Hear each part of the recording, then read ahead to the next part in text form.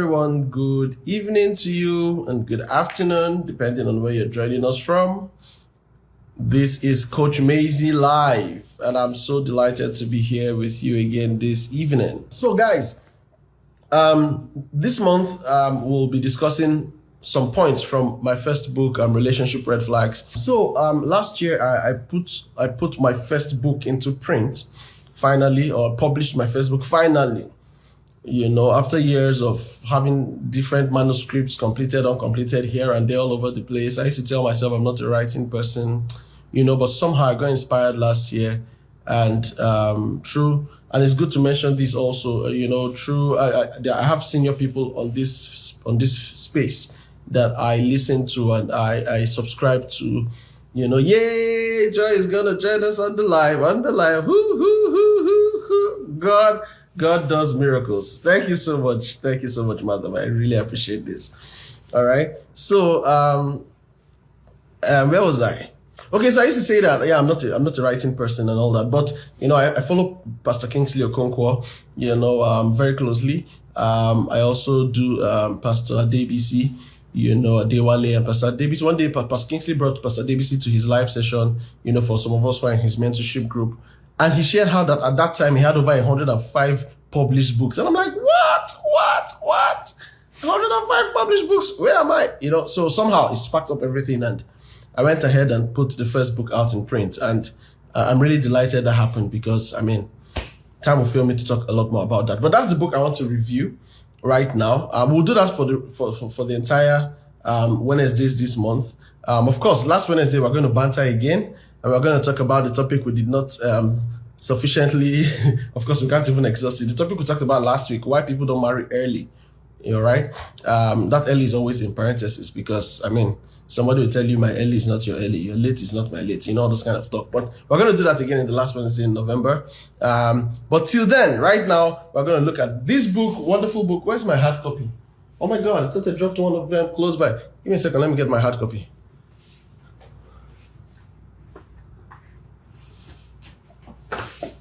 Okay, so that is the hard copy of the book. I have mine. You can get yours. You want to get yours hard copy if you're in Nigeria, you can drop us a DM. You can send me a message on WhatsApp.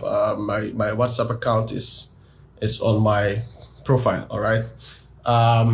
Or you can also get your hard copy on Amazon. For those of you not in the country, you can also get yours on Amazon. All right, you can get both the Kindle, the soft copy to read on Kindle, and you can order the hard copy to be delivered to you. All right, anywhere in the world you're in. Thank God for technology, okay? So, enough of all the talk. Let's get right into the meat of the matter. Okay, relationship red flags. This is one topic that I will talk about again and again and again and again. People need to get sense. Somebody say get sense. Yes, people need to get sense. And, you know, this is not in any way trying to put anybody down when I'm talking about get sense. What I'm saying is that you need to get to the point where your sound reasoning superimposes on your emotional reasoning, and you're able to take decisions that will be best for your life per time. All right, that's what I mean when I'm saying get sense. Do you understand? Get sense, because many times wisdom is hovering around you. You're seeing examples, you're seeing reasons why you should take a particular decision, but your emotions are saying otherwise. And then of all the things to go with, you choose to go with your emotions, which many times just wants to be pleased at that time. And beyond that time, you know, it doesn't hold, it doesn't sustain. I hope somebody understands what I'm saying. All right. So in this matter of relationship, this is one area where many times people keep going against sound judgment. They know what is good to do. They know what is wrong to not do. But then their emotions kind of push them towards what is wrong. And then they just, because of the momentary satisfaction it gives, you know, they succumb and ignore wisdom's warning. And you know, there's a part of the Bible I like to read to people. Let me read that. Proverbs chapter 1. I'll read from verse 20. 20 all the way down. Let me just open it very quickly because it says some things that some people don't believe is in the Bible. What version should I use now? What version should I use? Let me use the New International Version. All right. Proverbs chapter 1 from verse 20. I'm going to read now. Now, you guys just please listen. This is the NIV. Later, you can read it up in different other versions. Okay, the NIV says from verse 20, listen up and listen good. Proverbs chapter 1 from verse 20. It says, out in the open, wisdom calls out. Are you hearing? Wisdom is calling out in the open. She raises her voice in the public squares. This is me in the public square, raising my voice on global internet space, Instagram, everywhere, YouTube, shouting, get sense, get sense. That's what the Bible is saying here. It says, on top of the wall, she cries out. At the city gate, she makes her speech. How long will you who are simple love your simple ways? How long? It says, how long will mockers delight in mockery? And how long will fools hate knowledge? For how long? Are you not tired of this thing? It will not take you to where you're going to. It will work for you. It will not give you the picture you desire. But no, they don't want. So wisdom is crying out. How long will you who are simple love your simple ways? How long will mockers delight in mockery and fools hate knowledge? He says, repent at my rebuke. This is wisdom speaking. Wisdom says, hey, Elson, I see you, bro. Great to have you around. Yeah. Wisdom says, repent at my rebuke. It says, then I will pour out my thoughts to you and I will make known to you my teachings. You see what wisdom is saying? Wisdom says, what I want you to do is just have an open heart, right? Be willing to listen to me, all right? Be willing to change from your ways and hear what I have to say. And when you do that, you will be amazed how much I have to share with you, all right? There's one principle I share with people many times. I'll go back to the reading because I've never gotten to where I want to emphasize. Now, one principle I share with people many times is something I learned from Dr. Mike Murdock many years ago. He said, what you're willing to walk away from determines what God will bring to you next. All right? What you're willing to walk away from determines what God will bring to you next. All right? And there are examples in scripture. Joseph was willing to walk away from Potiphar's wife and the temptation and the pleasure she would have offered him and the connection and all of the wonderful things he would have enjoyed. All right. Joseph was willing to walk away from Potiphar's wife and God brought to him the throne. All right. Several examples. David was not willing to walk away from a naked woman he saw while he was taking a casual walk on the roof of his palace when kings go to war. He was chilling. All right. He was idle. He was just chilling in his palace. The Bible says he was taking a walk on the palace roof, looking around, and he saw a naked woman, another man's wife bathing, having her bath. For international audience, I don't understand bathing, and he wasn't willing to walk away from that. All right. Of course, the story, if you know that part of the Bible, he went ahead, married her or had an affair with her, killed her husband, but guess what? That singular act he wasn't willing to walk away from brought him the death of about 5 people, including his own family members, his own children, all right, cost him the tearing apart of his kingdom, cost him the instability of his kingdom. There were over 8 terrible consequences from that action of not willing to walk away from something. I'm just giving you examples of how, wisdom is calling out and telling you, walk away from this or don't do this, and there will always be consequences. All right, so let me continue the portion I was reading, Proverbs chapter 1. I stopped at 23. He says, repent at my rebuke, and then I will pour out my heart to you. I'll pour out my thoughts to you. I will make known to you my teachings. He says, but since my emphasis is actually from 24, but I need to give you a background. Now, wisdom is speaking. He says, but since you refuse to listen when I call, and no one pays attention when I stretch out my hands. He says, since you disregarded all my advice, and I'm not threatening anybody, I'm not worrying anybody, this is not me, I'm reading Bible, all right? He says, since you disregarded all my advice, and you don't accept my rebuke, wisdom says in verse 26, he says, I in turn will laugh when disaster strikes. He says, I will mock when calamity overtakes you. He says, when calamity overtakes you like a storm, when it comes suddenly and like, hey, everything's falling apart. Oh my God. Oh, I wish. Oh, he says, when all of that is happening to you, he says, when disaster sweeps over you like a wild wind, when distress and trouble overwhelm you, he says, then you will call out to me, but I will not answer. You will look for me, but you will not find me. In verse 29, he says something. He says, because they hated knowledge and did not choose to accept the fear of the Lord. He says, because they would not accept my advice and they rejected my rebuke. He says, they will eat the fruit of their ways and they'll be filled with the fruit of their schemes. Why? Because the waywardness of the simple is what will destroy them or what will kill them, and the complacency of fools is what will destroy them. It says, but whoever listens to me, wisdom, will live in safety and will be at ease without fear of harm. If I wanted to start explaining all of this scripture, all of this portion I just read, it would take the full session. But I'm emphasizing this because of what we're talking about, red flags. All right? Because we're talking about red flags, that's why I'm reading that portion of wisdom crying out and saying, hey, I'm available, I'm here. If you look around you, you will draw lessons from the things happening around you. You will draw life lessons. If you're the kind who is humble enough to listen to people, to pay attention to sound counsel, you will discover that there are many mistakes you could have made that you don't make. Why? Because you were able to take counsel. Scripture says that in the multitude of counsel, there is safety. All right. But then it says that for those who will reject instruction, those who reject wisdom's call, see,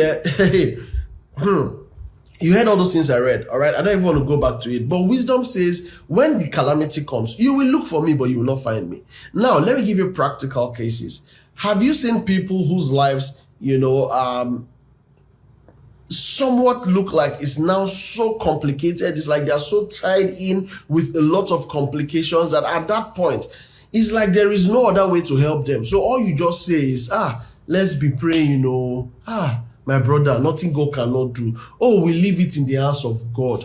My sister. Oh, only God. Because really, there is no kind of advice you want to give at that point. Everything has fallen apart.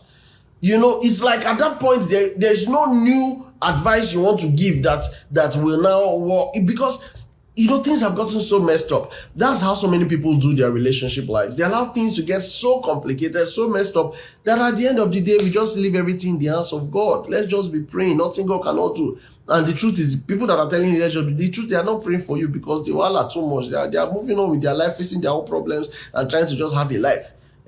You see? So at the end of the day, you are left alone to carry all that burden, and just to receive emotional support here and there. Why? Because people neglected wisdom. That's an example of you now calling out to wisdom, and wisdom saying, I'm not available because you have ignored everything I've been telling you since, and now the consequences are dire, and you have to really deal with the consequences. And let me say here that it's true that God forgives our sins when we confess our sins, all right? As believers, it's true that God forgives sins. But you need to also understand that there are consequences of some of the things we do that we get to live with. That one is not God. God is not involved there. God is not punishing you when you are living through the consequences of your action. That's not God. That's life. That's principle. That's how God has structured the world to work. It's not him that is saying, let me deal with this person or let me do this to that person. No. It's give and take. It's plant and reap, sow and reap. All right. It's cause and effect. Do you understand? So when somebody who is supposed to be an upright person decides to cut corners in the office and decides to be fraudulent, and the person is found out and the person is punished and arrested and his assets are frozen and, made to pay back everything he stole, right? When something happens to that kind of person who is a Christian, by the way, that consequence is not God dealing with him or God punishing him. No, that's the consequence of a wrong decision made or wrong actions taken. Do you understand? It's life, it's nature. He's still a child of God. If he calls on God, God will still answer him, but he may save his prison time. Do you understand what I'm saying? Or just like people who are not supposed to have, premarital sex, and they go ahead and do that. They are not married. They don't even plan to get married. They're just having fun per se. And then the lady gets pregnant, and then she has to drop out of school, and then she cannot continue with work or something, And then they now say, God was just dealing with her because she went. No, God does not deal with you like that. It's cause and effect. And by the way, the miracle of a baby can never be punishment. Never. It's a matter of testimony. You should rejoice because it's a big deal. There are people who are married for years and praying and doing everything and hoping God come true for me. And do you understand? So that the fact that somebody else that's not supposed to have it is having it does not mean that God is punishing that person. No, it's consequence. Why am I emphasizing all of this? Because when we're talking relationship red flags, what happens is that you should be able to spot certain things that for you will be a warning. Okay, Joy, I see you. If you're ready, please just, you know how to request to come on the live, right? Because sometimes when I try to invite people, I've noticed that it doesn't work. So if you're ready, you can just hit the request button, and then I'll accept you here. And then I would, because I did not tell you before, so we're gonna jing it, and we're just gonna flow, right? I'll mention some points, and then perhaps you help me explain it also from your perspective. All right. So anytime from now, my guest will be joining us on the show. I've seen her request, and I'm accepting it now. And I hope to. Okay, so while we're trying to get her in, please let this thing work this time, please. I beg you, this network, just work. All right. So we're talking red flags, basically. I'm sure everyone here who's been in a relationship before can relate with the fact that there are certain qualities you have seen in people or in someone you consider dating that you were concerned about, but for some reason you chose to go on instead of heeding the wise thing to visit that issue, address it, talk about it, and see if the person is going to change. And if they're not willing to change, then you tell yourself, I need to make my move. All right. Let me go ahead talking about the book before she joins us on the live. I've tried to accept her, but it seems the network is doing its thing. Let me try again. Joy says you're not able to join. No. Okay, maybe another thing you can do is some people actually do this. They check their privacy settings and somehow enable one or two things before they're able to join people's lives. Okay, so see if there's anything you need to touch again. But the feedback is telling me on my screen is that you're not able to join. All right, so we'll be talking till then. If she's able to come in, great. If not, we'll reschedule. Maybe next week she'll join us. But please keep trying. We still have some minutes. Oh, yes. There we go. There we go now. We're here now. Good to see you, Joy. Good morning. Good morning from here. Yeah. What time is it? I think that's the early hours, really. 4 a.m. Oh, wow. This is, ladies and gentlemen, this is 6:24 tomorrow. Yes. Your tomorrow is somebody is in your future already. So if and you when want the to have trumpet sounds, when the trumpet sounds, we're going to heaven first. All right, so somebody is in your future, and if you want to know how tomorrow will be for you, please contact Coach I Am Joy, and she'll tell you your future. All right, thank you this was so impromptu. This was unplanned. I can't even believe this is happening. Thank you for coming on the live. All right, Debbie is already dancing. Yay, my two coaches, yeah. Okay. For those of you who don't know, let me do a very quick introduction. Joy is a coach, and I'm trying to now qualify her area. Maybe you would even help us there because it's big. There are the senior levels of the things I have not gotten into yet. I'm just here shouting relationship sense, but then they have the very structured type, So, but she's a trained psychologist, and okay, sorry, this. Oh yeah, tell me by yourself. Okay, I am not a psychologist, but I'm a coach. Okay, yeah, and but that's training you guys did. Okay, go ahead, please. Yes, we do a lot of psychological trainings, but I would not say I'm a psychologist. I beg you. Thank you. We use therapeutic tools here, and so thank you so much. Okay. All right. Yes, I want to just also commend you for the work you do. Wow. Relationship work, family coaching work you do, because this is massive. We need coaches, in that space, and you're doing an amazing job in family coaching, keeping families together. Yes. Thank you so much. Yeah. Thank you so much. Yes, you're talking about this interesting conversation on the red flags. Yeah. Oh, we need to hear this. We need to really talk more about this, because you get why. You get why, right? Yeah, Get Jeremiah, what I see you. Yeah. Okay. Yeah. Go ahead, please. Flow. I don't mind suspending the book talk. Let's just talk it, and then another day we can talk the book, right? Okay. So, yeah. Congratulations on your book, by the way. Thank you. Thank you very much. Thank you very much. All right. Okay. So, first of all, before we even getting into some of those flags, which I'll ask you to help speak to, but what do you think are some of the reasons people ignore red flags? Because many times when you talk to people, they actually know there's something that lets them know that yeah. So why do you think people ignore even when they get the nudgings that something is wrong here?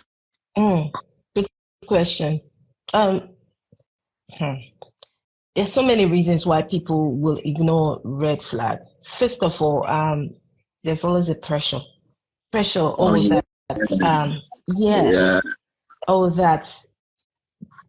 if they miss that person, they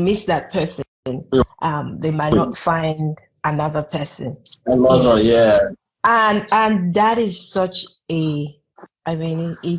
it's a mindset that can put you in a place that can actually limit you to set or make you settle for less. True. And also there is the one that goes, nobody's perfect. And of course, nobody's perfect. However, you have to look out for yourself. Look out for yourself. Looking out for yourself. True. So there is a part where we ignore really looking after ourselves, what we stand for, what we believe in. So, and we'll call it, where we call it self-abandonment, where you abandon yourself, abandon your needs, abandon what you stand for, what will actually help you thrive in a relationship. So some people do not pay attention to those personal needs. Like for instance, I know that I do not like, maybe for instance, someone who do not stand for, who believes in respect, mutual respect, and you are dating someone who do not respect you, who at every slightest opportunity will disrespect you. So if your need, or if what you stand for, your value is respect, and you decide not to, you decide to throw that away, what eventually happens is you will end up in a relationship that do not respect you.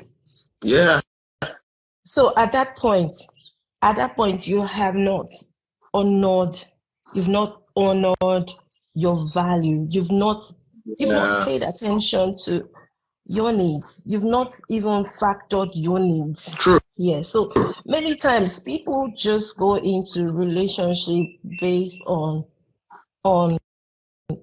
if it is, I don't even know how to the word to use here, but they just go into a relationship because it looks good or it feels good. It feels good. It feels good, without really, factoring if that is good for you. So there's so many reasons, but I just had to what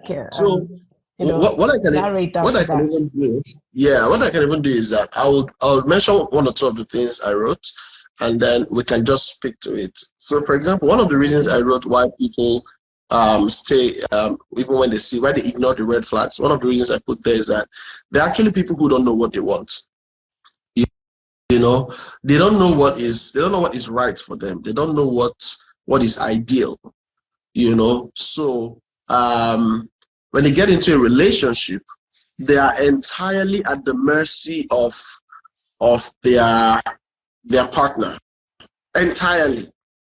He treats them right. Okay. Does not treat them right. Okay. It's love. She treats them right. Okay. She does not treat them right. It's okay. It's love. Anything to keep you in my corner, you know. And at the end of the day, they see qualities that actually should be enough for them to go back, but somehow they don't seem to have the emotional will because they don't even know what they want. They don't. Someone say something. Ignorance, lust. Oh yes, those are two very solid examples. Yeah, ignorance and then lust. I mean, the lust part. That one. That one. It's a blinder. You know, it's a real blinder. So let me quickly move on to another point, and then I will get into some of the flags I wrote down there. Yeah, so there's another thing I've seen about people who have this mindset that I call a defeatist mindset. Okay, you actually feel like you're privileged to be dating him. Yeah. You know, so you don't want to do anything that will annoy him, or you know. For some, it's the other way around. It's the guys who feel. I mean, I know a guy who has felt so privileged to be walking beside this babe, like, you know. So he doesn't, he doesn't want, you know, to do anything that will offend her or make her walk away. Feel like it's an honor. Yes, you know, and come on, I tell people all the time that nobody's doing you a favor or doing you. It's not a privilege, you know, that you're in a relationship with someone. It's not a privilege to you, right? Yeah, they're not doing you a favor because at the end of the day, both of you are bringing value into each other's lives. Unless you don't believe you have any value, unless you don't believe you have any value, you know. So what do you have to say about people with that kind of thinking? And you know, let me just manage. After all, he has money. Or her family is a rich family. Yeah. Well, like you said, cause and effect. Yeah, we'll go into it. Of course, you're going to get the effect. At the end of the day, when the honeymoon is over. Yeah. When the honeymoon is over, then you are going to start seeing the fruits of your labor. Oh yeah. Yeah. Okay. Now let me go into one or two red flags. All right, and then we can just talk to them. I used a general term in when I was listing one of the flags, and the general term I used was someone who is character deficient. All right, and let me now go on to give certain examples. So, you know, you gave one example before of if you're a respect person, respect is a big deal to you. And then this person you're in a relationship with does not respect you. And it's not even about to start trying to respect you. You see, that already shows that if you stay there long enough, this person is going to deal with you in such a way that at the end of the day, you even lose your self-esteem. You know, because they begin to talk down on you, they disregard you, make you know that your opinions don't count and don't matter. As a matter of fact, who are you to even have an opinion? You know, and before you know it, you just begin to become so less of yourself. All right. So for character deficiencies, let's say, let's use an example of lying, for example, because a lot of people are on this ship. Please permit me, guys. I know some of my examples will look like I'm shooting you people. It's not you people I'm shooting. It's not you. It's somebody. It's your neighbor. You understand? It's not you. All right. So I know people who just thrive on lies, you know, and sometimes the ladies they're in a relationship with can actually tell that this thing a lie, try, you know, and then somehow they just have another lie to come out. She's looking at them and say, but this is a lie. I know it's a lie, you know. In fact, in some cases, people have caught their partners red-handed, you know, and they still come out. They still come out. All right. So when you see somebody who has this kind of deficiency in their character and they're not putting in any effort to be a new person, right? For me, it's a red flag. No need to keep saying, let's see whether, you know, there's this thing people say that I will change him. Can you say something about that? I will change him. Oh my goodness. I will change him. Our changing is one of the biggest magical thinkings. Wow. People go in because we're going into marriage or into a relationship. The truth here is that we cannot change anybody. There's no way you can change anybody. Yeah. Because the person has lived many years of his life being that way. So how do you think you're going to change the person? Yeah, because of love. I made that mistake too. Yeah, I made that mistake too. I've had my own story. Yeah. So there is no way we can change anyone. You might just go into it thinking that, oh, if you love on this person for so long, this person is going to eventually, begin to change his ways for you. My dear, if you are in that place, wake up and run. Wow. because the time you are going to spend trying to change the person, well, you will discover that you would end up really, really being exhausted, worn out. Yeah. Because you're working hard to change the person. Yeah. So, and there is also another perspective to it. Changing the person. In changing the person, it's not going to even be about you trying to tell this person, oh, what you are doing is not right. Change this way. You see, it doesn't even work. That is even going to worsen the case. It's even going to magnify the challenges you're saying, because you both are going to be under pressure. Yeah. So the only changing that can happen is you changing yourself, trying to change yourself in the relationship. Because to change the other person, you have to change yourself first. That's the truth. It's when you change yourself, the person will adjust. Discover Yeah. So someone is asking, what if the person does not even adjust per se? Like does not want to adjust? Like, why are you disturbing me? Like, this is my life. Is it when you're changing yourself, or is it when you're trying to change? When you're trying to change the person, yeah. There's no way it's going to adjust. It's going to adjust for the worse. It's going to adjust for the worse because it doesn't work out. But someone here is saying, but I know somebody that really changed. He used to be like that, and then he now changed later and became like this, became a good person. What would you say about that? Okay, I think there are some exceptions, and in those cases, I think it's about you being patient, and just loving, and also what has happened is that you also changed. Actually, yeah. You changed before that person changed. Yeah. The person will just wake up automatically to change. You changed. Like, for instance, in a relationship, you would have been maybe reacting a whole lot initially. Yeah. And you stopped reacting. You started, being proactive. You started, just not paying attention to all of the. You just changed your ways. The way you respond to to conflict with the person, or however way you live.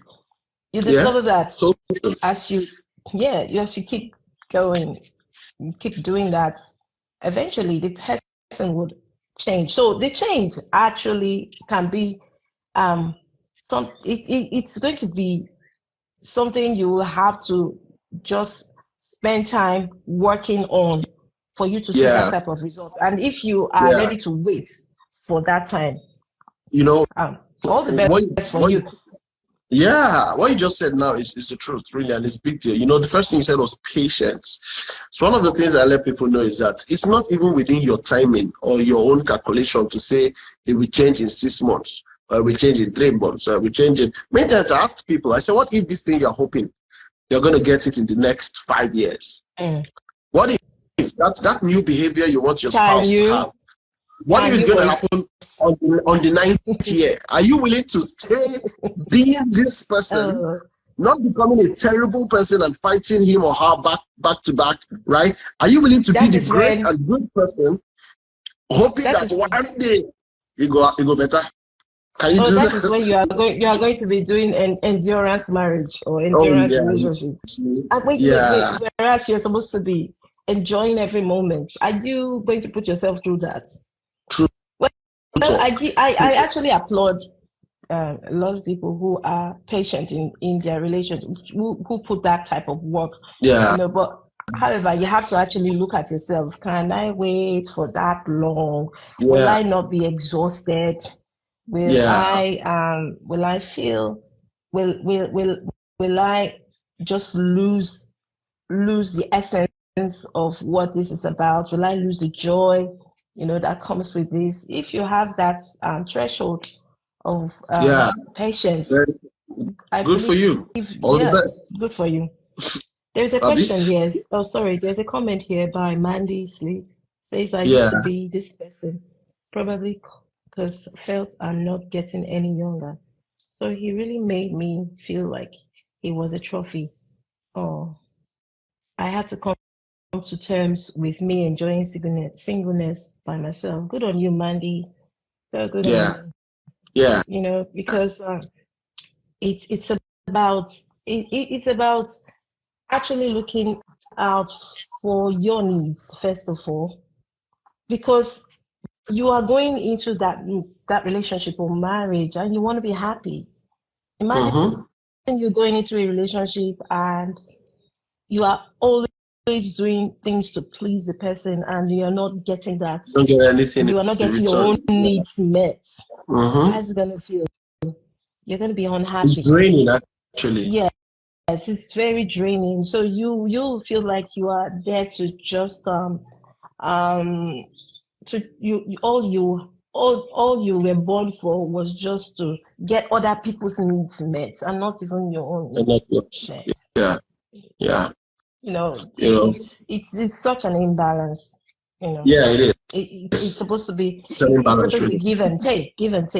Oh, I'm giving to him and I'm getting. I'm being filled up. As I'm giving, I'm being filled up. My own glass is being filled up, Yeah.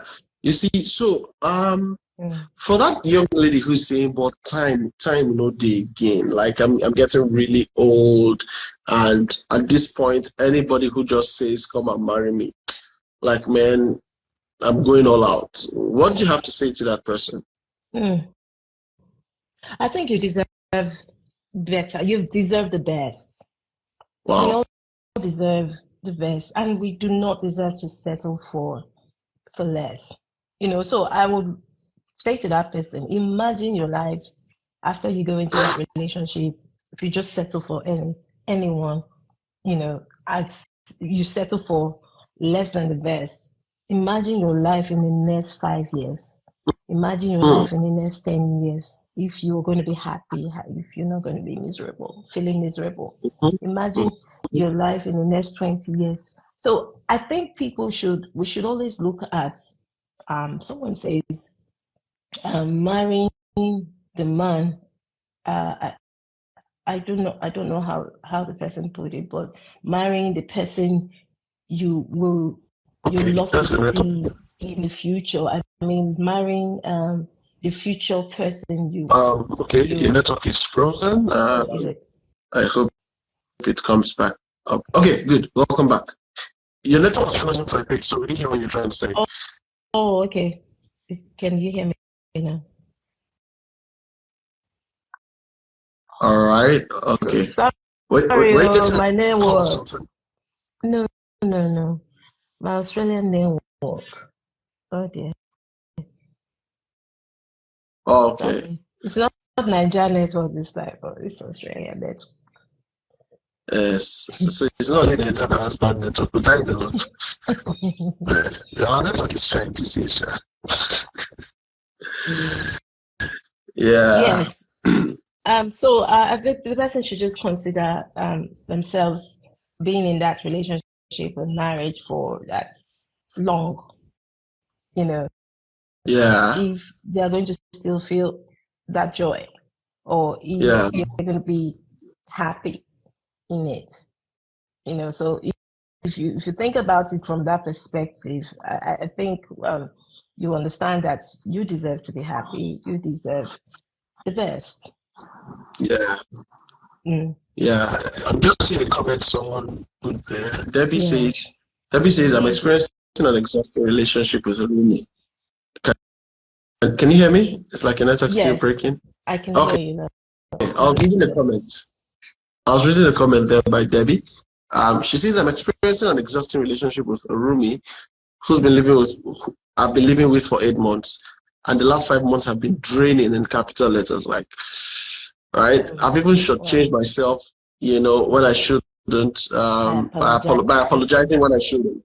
Yet she's adamant. She says, so how much more a partner?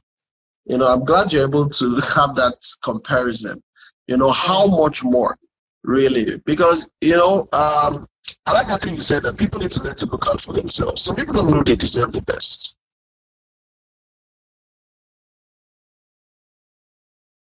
And is anybody listening to me? Place where you're managing yourself in a relationship, I want you to know that you deserve the best. And if you're convinced that you deserve the best, then that's enough reason you shouldn't jump into a relationship just because you think that time is not on your side. One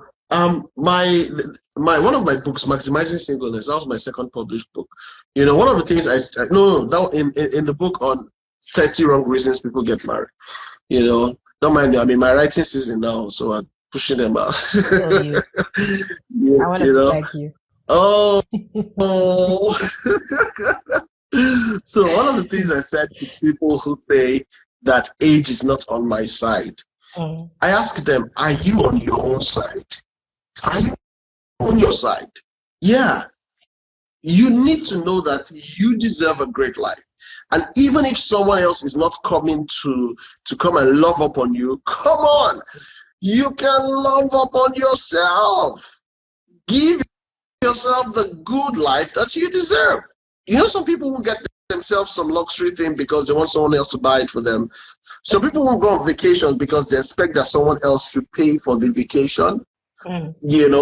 Some people think, well, if I just go alone, I won't enjoy it because I'm alone. But who says you can't create those moments where you just give yourself a treat? You see? So it's not that age is not on your side. It's you who is betraying yourself and refusing to be on your own side. Absolutely. Yeah, that's right. So you need to also know that, I really desire this. I want to get married, and it's like it's not coming, and my friends are having children, and everybody's just going. But hey, trust me, no matter how badly you want to get married, you still don't want to get married to an abuser. You don't want to. You don't want to get married to someone who's going to beat you up every now and then. You don't want to. All right? And I heard someone say one time how that, more people who are married are thinking of how to get out and get back to the life they had as singles. Meanwhile, singles are there trying to get into the life that some of these people are trying to run away from. All right? So I think in essence, what I'm trying to emphasize is, people really need to learn to love up on themselves. Learn how to place so much value in yourself so that even if the options that are coming are not it, you won't find yourself trying to just settle and move on. All right? At the end of the day, you want to be sure, you want to have conviction that, okay, this move I'm making, by all means, I feel like this is the right move per time. Not because I just want to get out of this stage of my life. So I mean, let me leave it there. Do you want to say something else on that point, or should I mention another? Oh, please go on. All right. I'm just Thank also you. loving your Don't mind me, I dragged you into this thing, but I'm so honored that you chose to come in. I'm just flattened right now. I'm just tripping. All right. So I want to ask this point, right? Another point I mentioned is because so in my book I divided it into two sections. First was red flags for a guy, and then red flags for a lady. All right. So I'm still looking at the guy section. All right. And then I said the third red flag I mentioned was a guy who is not accountable to anyone. And I said it's a red flag. Okay. Now, why did I say it's a red flag? Because somehow you want to be sure that the person you're getting married to or in a relationship with has people in his life that he looks up to, that he submits to, that he can get advice from, that he can get instructions from. All right? He's not a lord all by himself. It's not his way or the highway. He's not Lord and Master, right? He has to be someone who also listens to people, And why this is also very important is because perhaps there are going to be times in your relationship where you need a different opinion. So if you're having these conversations, there's a deadlock, the argument is getting heated, and you want somebody who will be able to step in instructively and give that leadership that both of you will submit to. Now think about it, that this person you're married to or you're dating is the kind who does not have anybody like that who can call him to say, okay, you know what, in this matter, I want you to do this. And he would actually listen. All right. So I think it's a check that ladies need to look out for. It's a major check you need to look out for. Yes. Who are the authority figures in this person's life? Who are the people that can give him advice? And if he doesn't have anybody like that, then you're most likely going to get into something with someone who is going to seek to ultimately control your life. Absolutely. Because if he can't submit to anybody, trust me, he will not submit to you. And I think somebody needs to hear that again. If he's not going to submit to anybody, more so people who are supposed to have gone ahead of him or who are over him, maybe in age or career or something, if he can't submit to those ones, is it you whom he considers to be somewhat lesser than him? Because that's how those kind of people see their wives. Like, I am the husband here. I mean, I've had people tell me stuff like that. Let her know that I am the husband. And what you're hearing there is that when I talk, you don't talk, because I am the husband and you are the wife. Know your place as a wife, which is to listen to me and do what I say, and to stop all this arguing with me. When I tell you something, you do it. Oh my because goodness! I am the man. Wow. So you just go ahead. Sorry, you just reminded me of what's coming up during our we're having a boot camp yesterday, and it talked about how narcissistic people attract people pleaser. That's the people pleasers feed off the narcissistic ones. Yeah. The narcissistic ones feed off. So in that case, that type of relationship where the man is so egoistic that his ego is so massive that he doesn't feel that he's accountable to anyone. That's some narcissistic behaviors right there. Oh yeah, it is. And of course, somewhat the person that is going to be in that relationship with him is someone who will be willing to be allowed to be controlled on that level, know. Yeah, true. Yeah. Yeah, and it's always the case. They feed off. There's an interesting dynamics. They feed off each other. So if you're a people pleaser, so I want to say this: if you are a people pleaser, that's you are someone who just likes to say yes to everything, agree to even what is not convenient for you.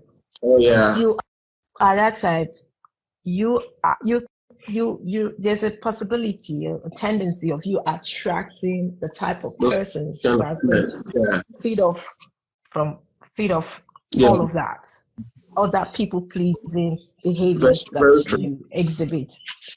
Very true. Very true. Yeah, I mean, just thought to bring that angle. Thank you so much for mentioning that, because that's the truth. That's what happens. I mean, we see these things play out every time in a relationship. And you see, the funny part of that dynamic is how the people pleaser person is there thinking, okay, I now need to do better. I need to work harder. You know, something I'm doing is what's making this person. You will never satisfy the person. You will just keep going and feel the more you do, the more you work hard, the more underappreciated you are, the more undervalued, the more oh my goodness, you're just going to keep going and exhausted. And there's nothing good you would do that will be seen. I mean, you will not be appreciated for who you are, for what you do. There'll be nothing that you do that will be good enough to help that relationship. So if you are that type of person, you need help. You need help to rescue yourself first. True. Because you don't need to rescue that other person. You need to rescue yourself. You need to go. You need help to learn how to love yourself first. Because if you love yourself enough, you won't allow yourself go through all that. Wow. You will not put yourself through that. Some people don't understand this point you just made. Maybe you should say it again. You know that if you love yourself enough, you won't allow yourself to go through that kind of suffering. Yes. You know, how else can you say this? and that's it. That's the story of many marriages. And it's sad anyway. Yeah, it's sad. People don't love themselves enough. They sacrifice themselves completely. And it's not meant to be that way. You're an individual. You're an individual. You're a human being. You've got needs. You know, and you deserve also. You deserve your needs to be met. That's the reason why you got married. You didn't get married only to just network, please.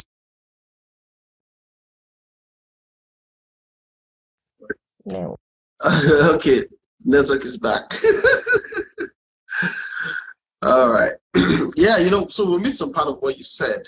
You know, it was breaking. I heard at one point where you said you're a human being, you have needs. Could you just see some of those things you said there again? I said you're a human being and you got needs. The reason why you are in a marriage relationship is also to get your needs met, not just to be meeting. That's true. The other, it's a give and take. Yeah, it is. You know, so, and you must love yourself enough to consider your needs, not sacrifice yourself totally, 100%. Yeah. Yes, there are some areas you can say, but like 100% that you do not love yourself anymore. You know, that you are willing to you tread upon. You are, oh my goodness. Sure, that's self-abuse. Yeah, you are abusing yourself. You let me take note of that word, self-abuse. Yeah. Self-abuse. Yeah. True. Self-abuse, because what you do not love yourself enough. So how do you expect somebody to treat you better? You are abusing yourself. So you're teaching the other person to abuse you. True. So it's a form of self-abuse if you do not love yourself, because there are things you're going to be doing that will be abusive to your own self.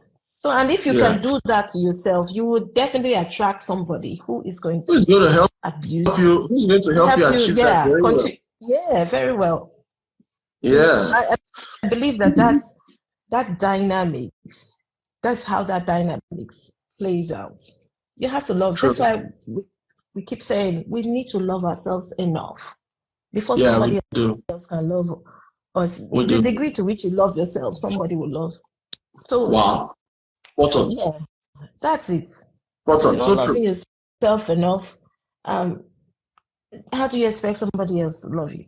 If you're not showing the person, this is how I love myself. This is how, I'm not talking about self-loathing here now, but self-love. It's quite deep. Where I think I need to talk about this. Maybe I'll have another session where we're going to talk about self-love. You know, like you said, not in the negative light, not the arrogance, not the self-loathing. Gloating or bloating? Self-loathing. Or self-centeredness. No, but the healthy one is what I'm talking about. Self-love. Exactly. Self-love. Yeah. I'll talk about this. I spoke about this in 2022. Sometime in May 2022, I spoke about self-love. But I think some of those things I need to bring them up again, because I mean, these are real stuff. People don't know how to love themselves. And like you said, people would love you to the degree you love yourself. You love yourself. Yeah. That is so profound. I'll have to stop now because it's about my time. I like to do this for just 1 hour, and I'm super delighted that you agreed to just show up. I mean, thank you so much. It's such a big deal to me. I really appreciate this, and thank you for the time, for the wisdom you've shared. You know, and hopefully we'll work towards doing something more structured, and where we're going to really share on something and have time to elaborate. You know, but this time difference thing, what do you help us with that one?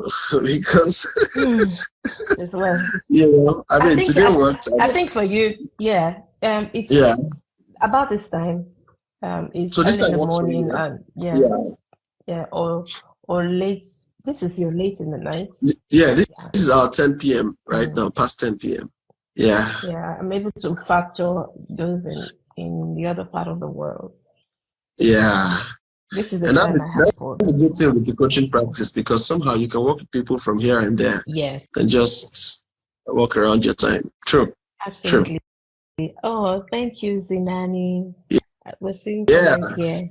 Thank you. All right. It's been a great time. Everyone for engaging too. Thank you so much for having me. You're welcome. Wonderful time. I'm most honored. Thank you very much. All right. So just to close out, thank you guys for joining. I hope you picked one or two from the conversation. You know, and this is actually what I desired to do, to be able to bring in people to also share. Coach Joy, you're not free to go if you want to, but if you can stay, that's fine, because I'm just doing closing speech here. So no signatures. Yeah. Thank you very much. All right. I'm trying to go away. I cannot go away. Oh, I don't even know how this is due to. Sorry, I just I go so close. Okay. So I'm just writing it down and sharing with others. I mean, just closing remarks, basically. So basically, guys, next week we'll do this again. If you think you want to share with me, feel free to let me know in the course of the week, so that you can also get a copy of the book and just familiarize yourself with some of the writings, so that we can speak to the thoughts shared and also expand the conversation. This is a book that I'm sure with time I'll have to do a volume 2 and volume 3 and volume 4, because every day we keep hearing new things and you're like, oh, I didn't put it in the book. Oh, I didn't put it in the book. Oh, I didn't put it. So we'll keep writing. All right, we'll keep writing. Oh yes, but two. All right, so those of you listening to me, if you think you want to feature on this session next week, let me know. We're talking about relationship red flags. If you think you want to speak from your experience, you want to share something, that you think people should learn from, feel free to let me know in the course of the week. Next week, Wednesday, 9 p.m. Nigerian time, we'll be here again by God's grace, sharing wisdom and value for meaningful relationships. God bless you all, and have a wonderful rest of the evening or rest of the day, depending on where you are. God bless you all. Have a good day. Bye. God bless See you next week.